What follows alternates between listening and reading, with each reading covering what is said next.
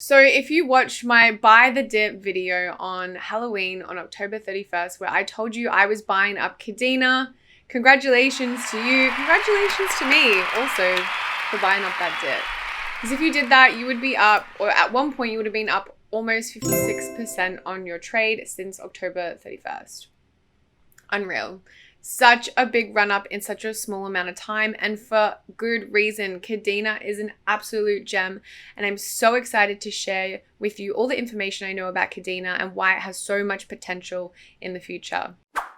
Okay, so let's talk about the energy efficiency of Kadena, which is probably one of the biggest use cases for this coin, and it's insane what they've been able to do. So, big problem with Bitcoin, I'm sure you're already aware, is that it uses a lot of energy.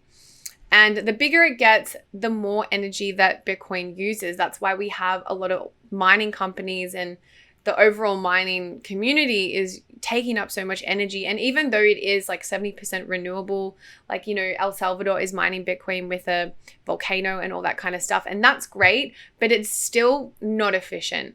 But Kadena is claiming to, as it gets bigger, keep the energy constant. So as the network demand increases, energy will remain the same. So Kadena's energy use remains constant. It's a unique architecture, makes it the only platform that can deliver increased energy efficiency as transactions per second scales. So this is, thinking green, but also having that added security of proof of work. And I'm going to get to proof of work now. Okay, so as I said before, Kadena is proof of work. And I find it crazy because so many, especially new projects, have chosen proof of stake because of the environmental concerns. So for Kadena to go straight to proof of work and also crack the code of the environmental usage. So they have the security of Bitcoin, but they don't have the environmental implications of Bitcoin. They've really done it. And they say on their website, to solve for the security and throughput demands of financial service clients, Kadena runs on proof of work, which is reliable, secure, and battle hardened. And just keep in mind that Bitcoin, since its creation in 2009, has never been successfully hacked. No one has ever successfully hacked Bitcoin because proof of work is tried, tested, and very secure. Okay, so apparently Kadena can do 480,000 transactions per second.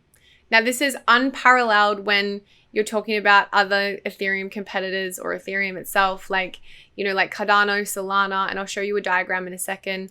But the website says that unlike other platforms, Kadena is designed to power global financial systems. Our protocol continually scales to higher TPS, transactions per second, as more chains are added to the network. So as more chains are added, as the network gets bigger, it scales higher. I want to show you this tweet by Kadena because it's throwing some shade. It's throwing some fire, but I love it. And I think it's also really eye-opening to see the comparison of Kadena, especially in regards to TPS, against some of the most popular and renowned cryptocurrencies out there. So they say that despite the rise of proof of stake networks, no proof of stake project has come close to solving the blockchain trilemma of scalability, security, and decentralization. So this is throwing some serious shade because, Solana, Avalanche, Cardano, Algorand, they all claim that they are solving this trilemma, and Kadena is stepping in and saying, you're using proof of stake, it's not secure, you're not solving the trilemma. So, throwing some absolute fire. But just to kind of highlight the transactions per second for Kadena compared to a lot of the other cryptocurrency projects, Kadena really takes the cake. Like, this is a very, very impressive TPS of 480,000 transactions per second. I used to think Solana was super impressive with their 50,000 transactions per second, but Kadena is really taking the cake when it comes to TPS. Okay, so this is wild, but apparently they can remove transaction fees. So while we offer marginal transaction fees for consumers, we've gone a step further in introducing the first crypto gas station to allow businesses to eliminate all transaction fees for their customers, thus removing a key barrier to mass adoption for dApps. So although, yes, you will have to pay transaction fees as an individual user, if you are a business, you can, for your customers, choose to eliminate those transaction fees. So you can kind of have that step up over a lot of your competitors. Unreal. And if they pull this off, this is a really powerful use case for Kadena. Okay, so let's talk about this coding language that Kadena is using. And one of the most fascinating aspects of it is apparently it was designed to be readable for non-developers. And also it has been battle tested for a number of years now. So the language is called Pact. And basically they say that Pact will make smart contracts safer. So Pact makes designing safer smart contracts effortless, whether you're writing your first contract or launching your 50th dApp.